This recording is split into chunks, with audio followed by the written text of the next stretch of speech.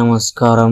ఈ రోజు మరొక కొత్త కథ. ఖైరతాబాద్ అని అనగానే మనకు గుర్తొచ్చేది బడా గణేష్. కానీ ఖైరతాబాద్ లో ఉన్న అత్యంత భయంకరమైన సైన్స్ కాలేజ్ ఉంది. ఈ కాలేజీలో ఆత్మలు తిరుగుతున్నాయని, రాత్రి అయితే ఆ కాలేజీ వైపు వెళ్ళాలి అంటే అక్కడి ప్రజలు భయపడతారు అని మీకు తెలుసా?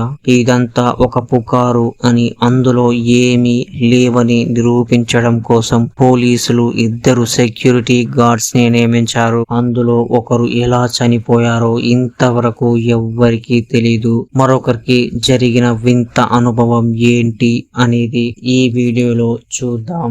అంతకన్నా ముందు మీరు గనక మన ఛానల్ కి కొత్తగా వస్తే వెంటనే సబ్స్క్రైబ్ చేసుకోండి. అలాగే ఈ వీడియో మీకు నచ్చినట్లయితే లైక్ చేయండి. ఇక వీడియోలోకి వెళదాం.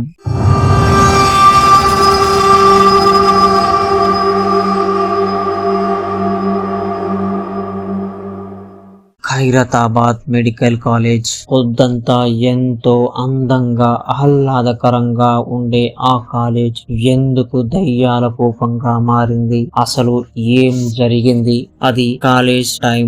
అనాటమీ ల్యాబ్ లో మెడికల్ విద్యార్థులకు ప్రొఫెసర్ డిసెక్షన్ చేసి చూపిస్తున్నాడు. అంతా అయిపోయింది. అక్కడ ఉన్నట్టుండి ఒక్కసారిగా కాలేజ్ పైకప్పు కూలి పడిపోయింది. చాలా సంవత్సరాల కాలేజ్ అవ్వడం, దానికి ఎలాంటి మరమ్మతులు చేయకపోవడం కారణంగా ఆ కాలేజ్ పైకప్పు కూలింది. మరమ్మతులు చేయడానికి కూడా ఎవ్వరూ ముందుకు రాకపోవడంతో క్రమంగా కాలేజీకి పవర్ సప్లై ఆపివేసి కాలేజీని మూసివేశారు. అలా కొన్ని రోజులు గడిచింది. ఎలాంటి పవర్ సప్లై లేకుండా ఉండడంతో కాలేజీలో డిసెక్షన్ కోసం ఉంచిన డెడ్ బాడీలు వాసన రావడం మొదలైంది. ఆ వాసన క్రమంగా పెరగడంతో అటు ఎవ్వరూ వెళ్ళలేదు. అలా కొన్ని రోజులు గడిచాక ఆ వాసన పూర్తిగా తగ్గిపోయింది. ఒకరోజు అర్ధరాత్రి ఒక వ్యక్తి ఆ కాలేజ్ గుండా నడుచుకుంటూ వెళుతూ ఉంటే ఆ కాలేజ్ నుండి ఎవరో వెనుక నడుస్తున్నట్టు, వారిని పిలుస్తున్నట్టు అనిపించింది. కానీ చుట్టూ చూస్తే ఎవ్వరూ లేరు. ఆ చిమ్మ చీకటి కావడంతో అతను భయపడి అక్కడి నుండి తొందరగా వెళ్ళిపోయాడు. మరొక రోజు ఒక తండ్రి కూతురు వెళుతూ ఉంటే కూతురికి కాలేజీ నుండి ఎవరో పిలుస్తున్నారు అని తన తండ్రికి చెప్పింది.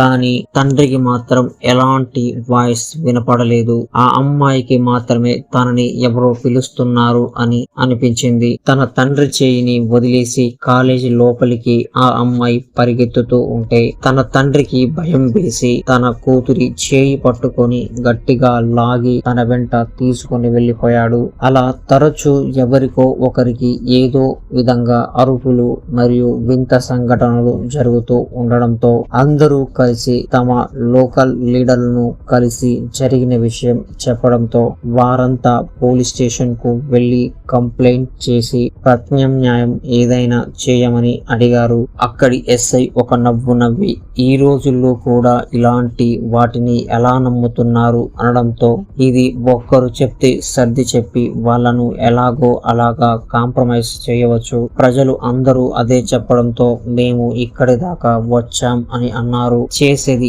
ఏమీ లేక పోలీసులు టీమ్ గా వెళ్లి అంతా పరిశీలించి ఇది ఒక ఆర్గాన్ మాఫియా చేస్తుంది అని, ఇలా చేస్తే ఇటువైపు ఎవ్వరు రారు కాబట్టి ఇలా చేస్తున్నారు అని అన్నారు. కానీ దయ్యం ఇంత క్లియర్ గా పిలుస్తూ కనిపిస్తూ ఉంటే ఆర్గాన్ మాఫియా అంటారేంటి అని అనడంతో పోలీసులు ఆ కాలేజీకి నైట్ వాచ్మెన్ ని ఏర్పాటు చేశారు. కానీ వాళ్ళు కూడా కొద్ది రోజుల్లోనే జాబ్ చేయమంటూ అక్కడ నుండి వెళ్లిపోయారు.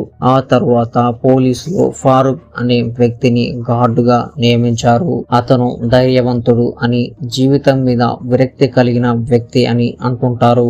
ఎంత ధైర్యవంతుడైనా ఒక వ్యక్తిని ఒంటరిగా ఉంచడం మంచిది కాదని పోలీసులు వ్యక్తిని వెతికి ఫారూక్ కి తోడుగా ఉంచారు. అతని పేరు రంజిత్.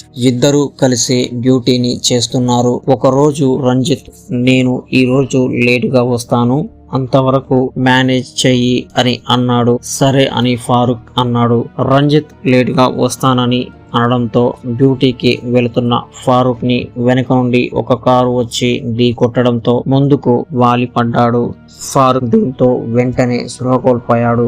ఢీ కొట్టిన వ్యక్తి ఫారూక్ ని హాస్పిటల్లో చూపించి బిల్ అంతా కట్టి వెళ్లిపోయాడు. హాస్పిటల్లో మెలకువలోకి వచ్చిన ఫారూక్ డ్యూటీకి వెళ్ళాలని ట్రై చేశాడు. కానీ అక్కడ నర్స్ మీకు రెస్ట్ కావాలి అని చెప్పడంతో ఆగిపోయాడు. డ్యూటీకి వచ్చిన రంజిత్ ఫారూక్ కోసం వెతుకుతూ గట్టిగా ఫారూక్ అని పిలిచాడు. కానీ ఎలాంటి సమాధానం రాలేదు. అసలు డ్యూటీకి వచ్చాడా లేదా అనే అనుమానం పడుతూనే బహుశా బయటికి వెళ్ళొచ్చు అనుకున్నాడు. సమయం గడుస్తున్న ఫారూక్ ఆచూకీ మాత్రం లేదు. దీంతో మళ్ళీ ఒకసారి గట్టిగా పిలుస్తూ టార్చ్ వేసి చుట్టూ చూస్తుండగా ఫారూక్ కాలేజీ లోపలికి నడుచుకుంటూ వెళుతున్నట్టు అనిపించింది.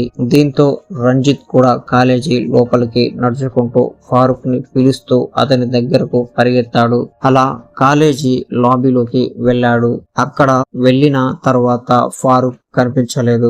మళ్ళీ ఒకసారి గట్టిగా పిలిచాడు రంజిత్. తన పక్కనే ఉన్న గది నుంచి ఫారూక్ నేను ఇక్కడే ఉన్నాను అని అన్నట్టు వినిపించింది. వెంటనే ఆ గది వైపు నడిచాడు రంజిత్. ఆ గది మూసి ఉండడంతో ఆ గది తలుపులు భయపడుతూ తెరిచాడు రంజిత్. తెరిచిన వెంటనే ఫారూక్ ఒక బల్లకు ఆనుకొని గోడ వైపు తిరిగి కూర్చున్నాడు. అతనిని రంజిత్ ఏంట్రా ఎప్పుడైనా మనం ఇద్దరం కలిసి తిరిగే వాళ్ళం, ఇప్పుడు నువ్వు ఒక్కడివే వచ్చావేంట్రా అని గట్టిగా అరుస్తూ పిలుస్తూ పలకవేంటి అని భుజంపై చేయి వేశాడు. ఆ చెయ్యి పడగానే వెనకకు తిరిగిన ఆ వ్యక్తిని చూసి రంజిత్ శరీరం అంతా చెమటతో తడిసింది. రంజిత్ ఎదురుగా ఉన్న వ్యక్తి పేగులు కడుపు నుండి బయటకు వచ్చి గుండెను ఒక చేయితో బయటికి తీస్తూ మరో చేయితో కంటి పాపను నిమురుతూ ఉన్నాడు.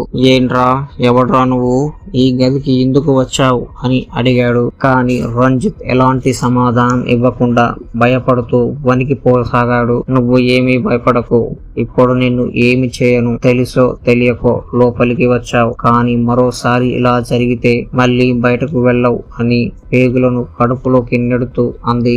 దీంతో ఒక్కసారిగా రిలాక్స్ అయిన రంజిత్ ఒక్క పరుగులో గేటు బయటకు వెళ్ళాడు. ఈ విషయాన్ని మరుసటి రోజు ఫారూక్ కి చెబితే నవ్వి నీకన్నా ముందు నుండి ఇక్కడ నేను డ్యూటీ చేస్తున్నా రంజిత్, అలాంటివి ఏవీ లేవు అని, అన్నీ నీ భ్రమ అవ్వచ్చు అని అన్నాడు. కానీ రంజిత్ వినిపించుకోలేదు. రేపు నేను లేటుగా వస్తాను అని ఫారూక్ రంజిత్ తో అన్నాడు. సరే అన్నాడు రంజిత్. రంజిత్ వాష్రూమ్ కి అని వెళ్ళాడు.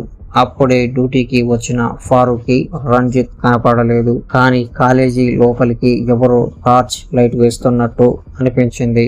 రౌండ్స్ కి వెళ్తున్నాడేమో అని ఫారూక్ ఆ లైట్ వస్తున్న వైపు నడిచాడు. ఇంతలో అది గమనించిన రంజిత్ ఆగు ఫారూక్, అటు వెళ్ళొద్దు అని అరుస్తూ తన దగ్గరికి చేరుకునే లోపే ఫారూక్ మూసి ఉన్న గదిలోకి వెళ్ళాడు. ఫారూక్ వెళ్లిన మరుక్షణం తెరిచి ఉన్న గది తలుపులు మూసుకున్నాయి.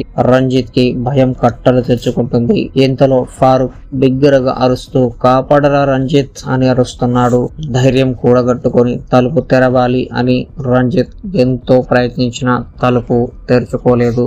వెంటనే రంజిత్ పోలీస్ స్టేషన్ కు వెళ్లి జరిగిన విషయం చెప్పాడు. దీంతో పోలీసులు వెంటనే కాలేజీ వద్దకు చేరుకొని తలుపు తీయడానికి ప్రయత్నించిన తలుపు తెరుచుకోలేదు. దీంతో చేసేదేమీ లేక తలుపులు బద్దలు కొట్టి లోపలికి వెళ్లారు. అక్కడ అప్పటికే ఫారూక్ చనిపోయాడు. ఫారూక్ ఎలా చనిపోయాడు అనేది ఎవ్వరికీ తెలియదు. కొన్ని రోజులకి ఫారూక్ కేసును పోలీసులు క్లోజ్ చేశారు. అక్కడ జరిగిన సంఘటన ఒక రంజిత్ కి తప్ప మరొకరికి తెలియదు. సో ఇది ఈరోజు వీడియో. మీకు నచ్చిందని అనుకుంటున్నాను. మీకు నచ్చితే లైక్ చేయండి. అలాగే మన ఛానల్ కి సబ్స్క్రైబ్ అవ్వడం మాత్రం మర్చిపోకండి. Good night.